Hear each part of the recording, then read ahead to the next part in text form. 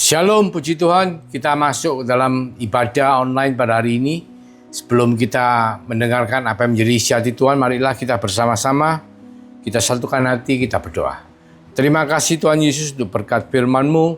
Pada hari ini kami mau mendengar firman-Mu, supaya firman-Mu boleh menjadi bagian dari kehidupan kami, supaya kami bukan hanya mengerti firman-Mu, tapi kami boleh melakukan dalam hidup kami. Karena kami percaya ketika Engkau membuat kami menjadi pelaku-pelaku firman, maka hidup kami akan menjadi lebih baik. Terima kasih Tuhan. Di dalam nama Yesus Kristus kami mengucap syukur. Kami berdoa. Haleluya. Amin. Puji Tuhan. Kita semua tahu dan kita semua percaya bahwa Tuhan Yesus adalah gembala kita yang baik. Ya tentunya sebagai seorang gembala, pastinya akan selalu menuntun domba-dombanya. Bahkan dia berbicara. Berbicara kepada setiap daripada kita, supaya kita bisa mendengar, supaya kita bisa mengikuti, patuh taat kepada tuntunannya. Ya, seringkali saya percaya setiap dari kita ingin sekali mendengar suara Tuhan, ingin sekali, kok saya tidak pernah dengar ya suara Tuhan. Apa sih maunya Tuhan terhadap kehidupan saya? Ya, tentunya kita semua sebagai anak Tuhan kita harus sadar dan mengerti bahwa Tuhan menuntun kita itu dengan dua cara ya. Secara umum itu kita semua bisa dapatkan di Alkitab, di firman Tuhan yang umum ya. Jadi kitab suci firman-Nya itu telah berbicara banyak mengenai bagaimana kita harus berjalan dalam kehidupan kita, bagaimana kita harus setia dan taat kepada Dia secara umum. Tapi bukan hanya itu saudara. Secara khusus Tuhan tuh banyak sekali berbicara kepada saudara dan saya. Bukan hanya zaman sekarang saja, bahkan di zaman perjanjian lama pun Tuhan sudah berbicara kepada umatnya. Ya kita akan lihat beberapa ayat ya, yang meneguhkan apa yang saya katakan. Di Yesaya 58 ayat 11, firman Tuhan mengatakan, Tuhan akan menuntun engkau senantiasa dan akan memuaskan hatimu di tanah yang kering dan akan membaharui kekuatanmu. Engkau akan seperti taman yang diairi dengan baik, dan seperti mata air yang tidak pernah mengecewakan. Ya, dikatakan Tuhan tuh tidak mungkin meninggalkan kita, saudara. Kondisi, situasi, perekonomian, politik, keamanan, ketidakpastian boleh terjadi dalam dunia ini. Karena dunia ini ya seperti itu. Dunia dikuasai oleh si jahat dan banyak ketidakpastian, banyak ketakutan, banyak kegagalan, banyak kehancuran. Tetapi Tuhan berjanji, Tuhan akan menuntun saudara dan saya yang beriman, ya, sampai meskipun dalam kondisi yang tanah kering dikatakan, tapi Tuhan akan membaharui kekuatan kita. Tuhan akan membuat kita menjadi seperti taman yang diairi dengan baik, jadi subur, seperti mata air yang tidak pernah mengecewakan. Bukan hanya subur, tapi kita bisa menghasilkan menjadi berkat. Hidup kita akan menjadi baik, ya. Nah, bagaimana Tuhan menuntun kita? Dari perjanjian lama sudah dijanjikan hal seperti itu. Apa yang sebenarnya Tuhan mau katakan? Ya, di 1 Samuel 28 ayat 6. Bukti bahwa Tuhan selalu berbicara kepada umatnya. Tuhan selalu berusaha menuntun umatnya adalah apa? Dikatakan ini, dan selalu bertanya kepada Tuhan, tetapi Tuhan tidak menjawab. Dia baik dengan mimpi, baik dengan urim, baik dengan perantaraan para nabi. Jadi ada beberapa hal yang secara khusus, secara pribadi. Memang ada beberapa nabi, orang-orang yang diurapi Tuhan, mereka bisa mendengar suara Tuhan. Mereka dipakai Tuhan sebagai nabi untuk membicarakan apa yang Tuhan mau kepada spesifik individu ya. Dari zaman perjanjian lama. Ya raja-raja biasanya punya pelihat-pelihat. Raja-raja punya nabi-nabi yang Tuhan kirimkan untuk mendampingi. Sehingga mereka dalam hidup mereka itu bisa bertanya kepada Tuhan apa yang harus mereka lakukan. Apa yang harus dikerjakan ya secara spesifik. Dan Tuhan menjawab. Ya. Dan itu bisa memakai perantaraan nabi, perantaraan orang-orang yang memang diurapi oleh Tuhan. Dan ada juga secara umum. Secara umum itu imam besar di bait Allah. Itu mereka mengenakan jubah imam. Nah jubah imam itu ada yang dikatakan urim dan tumim. Urim dan tumim itu kita kalau bicara, ya seperti saudara lihat di sini ya. Di gambarnya jubahnya ini, imam ini di PPT yang saya tampilkan.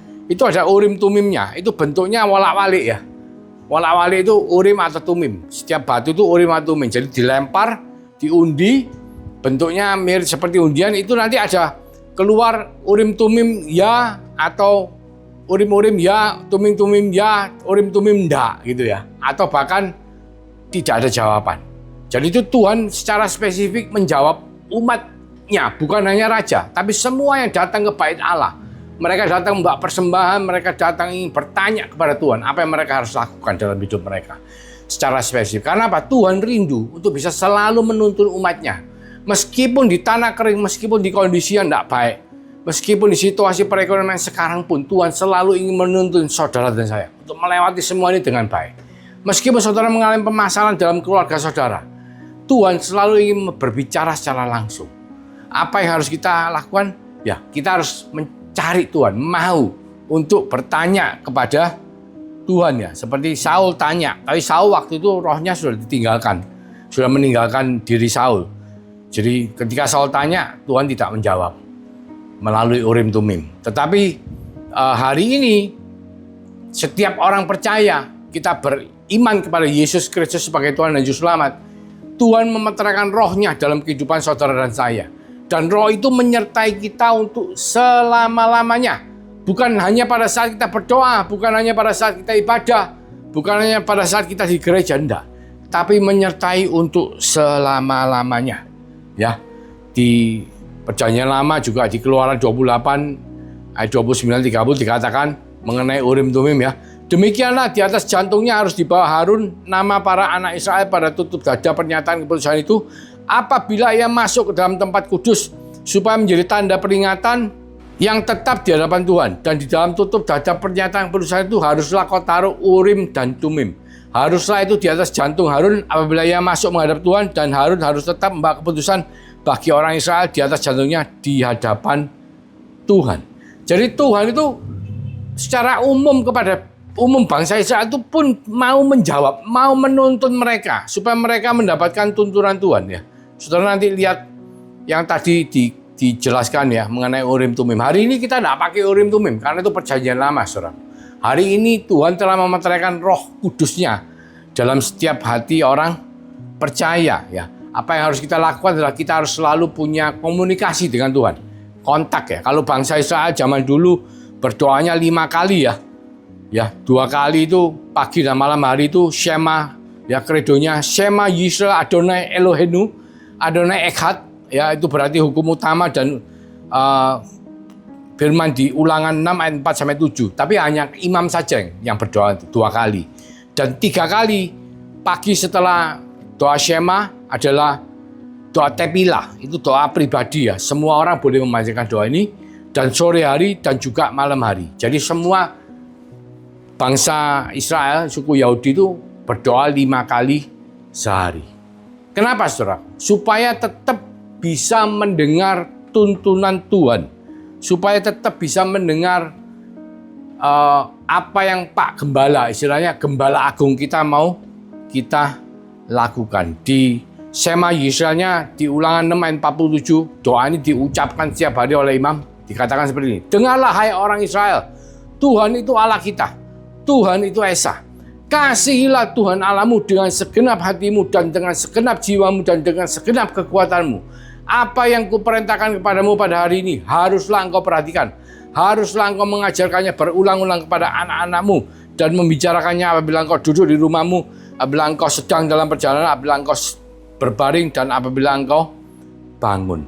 Jadi kita itu bukan cuma sekedar berdoa terus kita lupa apa yang kita doakan, cuma kita berdoa meminta keinginan kita pribadi, tapi kita juga harus menyatakan, memproklaim bahwa Allah itu Esa, bahwa Tuhan itu Allah kita. Ya, kalau perjanjian baru kita katakan bahwa Yesus Kristuslah Tuhan dan Juru Selamat kita, di mana kita beriman karena Dia kasih karunia-Nya, anugerahnya, kita beroleh penebusan dosa, kita beroleh hidup yang kekal. Di perjanjian baru di Roma 8:15 dikatakan, sebab kamu tidak menerima roh perbudakan yang membuat kamu menjadi takut lagi, tapi kamu telah menerima roh yang menjadikan kamu anak Allah.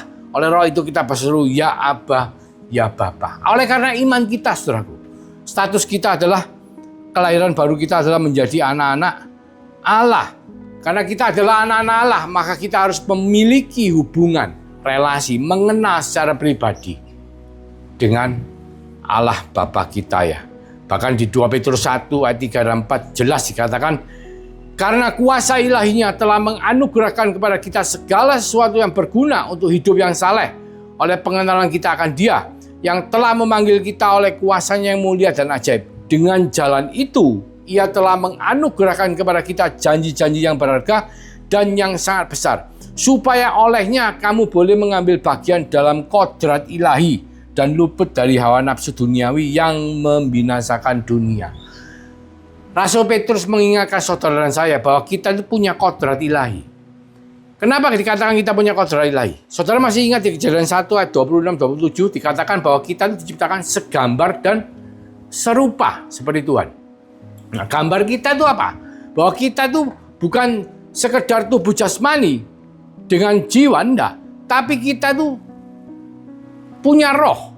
Ya, roh ini yang membuat kita memiliki jiwa yang bertempatkan dalam tubuh jasmani, sehingga membuat kita menjadi segambar, ya. Dan rupa kita, mental jiwa kita ini adalah seperti Tuhan. Tetapi semua itu rusak karena Adam atau manusia pertama itu jatuh ke dalam dosa, sehingga gambar kita hilang, rupa kita juga hilang. Rupa yang seperti Tuhan itu hilang. Rupa kita jadi seperti setan, ya, seperti dunia. Gambar kita apa? Keilahian kita jadi hilang.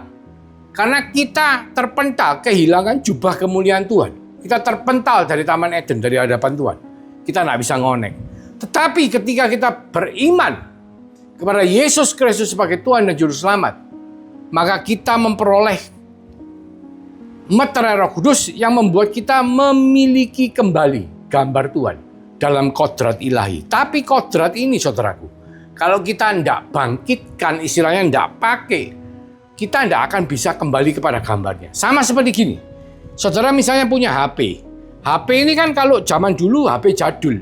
Sebelum saudara bertobat, saudara tidak punya jaringan proses untuk bisa masuk ke dalam, misalnya memakai Google, memakai aplikasi dan lain sebagainya. Saudara tidak punya. Handphone yang jadul yang dulu perjanjian lama sebelum saudara bertobat, itu saudara cuma bisa pakai buat telepon, ya. Mungkin foto, tapi fotonya jelek sekali. Nah, yang baru ini, yang teknologinya canggih ini kayak punya kodrat ilahi, ya. Bisa buat banyak hal, bisa buat kerja, bisa buat sekolah, bisa buat melakukan transaksi, bahkan kehidupan kita pun kadang-kadang tergantung dengan handphone ini, karena handphone ini punya kodrat ilahi. Yang kita katakan kodrat ilahi ini yang harus diaktifasikan.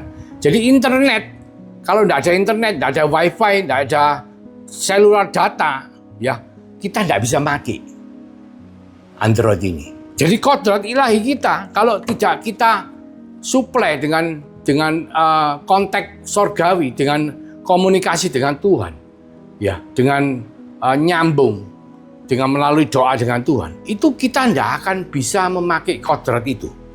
Karena apa? Ya seperti handphone jadul, handphone zaman dulu, tidak canggih, ya. Sama seperti kita punya canggih pun, Tuhan memberikan kita kodrat ilahi pun, kalau kita tidak nyambung dengan internet, handphone ini tidak bisa dipakai.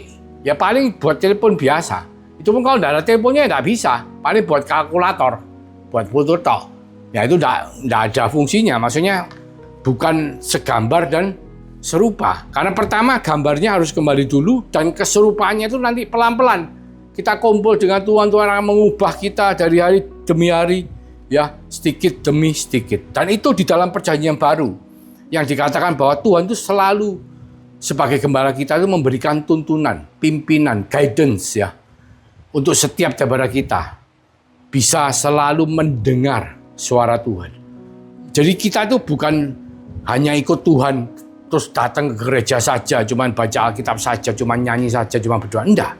Tapi Tuhan minta kita bisa mendengar suara Tuhan dan taat untuk melakukan kehendak Tuhan. Karena apa? Karena saudara dan saya yang beriman, ini kodratnya sudah, kodrat ilahinya harus dipakai. Dan kita itu status kita sebagai anak-anak Allah. Kita panggil Bapak kita itu Abba Bapak. Bapak kita yang di sorga, saudara.